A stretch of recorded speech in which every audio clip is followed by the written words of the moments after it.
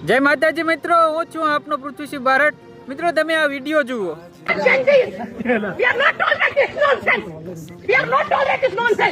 हम लोग पैसे देके घूमने आते हैं या फिर ये सब टॉलरेट करने आते हैं? हम किसी को नहीं छोड़ेंगे। हमारे टैक्स से सबको सैलरी जाती है, हम इसीलिए टैक्स भरते हैं। ये लोग हमसे ऊपर हो गए अब। આ બેન લદ્દાખ ફરવા જાય છે, પરંતુ ગુમરી ચેકપોસ્ટ ઉપર ઇન્ડિયન આર્મી તેને રોકે છે, કેમ કે ત્યાં આગળ બહુ સેન્સિટિવ એરિયા હોય છે ને વારંવાર ભૂસ્ખલન થતું હોય છે। ને મિત્રો આ એ જ જગ્યા છે કે જ્યાં 1999ના કારગિલ વોર વખતે આપણા 527 જવાન શહીદ થયા હતા।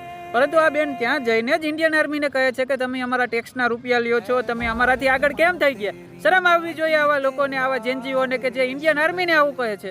પછી બેન આ પાછો વિડીયો બનાવે છે, જુઓ આ વિડીયો। तो फ्लो में मेरे मुंह से निकल गया कि हम लोग जेन जी है, हम लोग ये बर्दाश्त नहीं करेंगे, क्योंकि उन्हीं दिनों आपको पता है 1 महीने पहले जंतर मंतर पे जो चीजें चल रही थी वो दिमाग में मेरे घर कर चुकी थी, जिसकी वजह से मेरे दिमाग ने पता नहीं क्या उस टाइम क्या, मुझे नहीं समझ आ रहा क्या प्रॉब्लम हुआ कि मैंने उस टाइम वो मेरे मुंह से निकल गया वो वर्ड, जबकि मुझे नहीं बोलना चाहिए था। क्योंकि मेरे को क्या मतलब बनता है कि मैं वहाँ पे सिक्योरिटी जो वो थे वहाँ पे लोकल पुलिस में उनसे जेंजी बोलूं, मुझे नहीं बोलना चाहिए था। इसलिए मेरे कोई पर्टिकुलर किसी को पॉइंट नहीं था कि मैंने जेंजी को पॉइंट किया या किसी और को पॉइंट किया।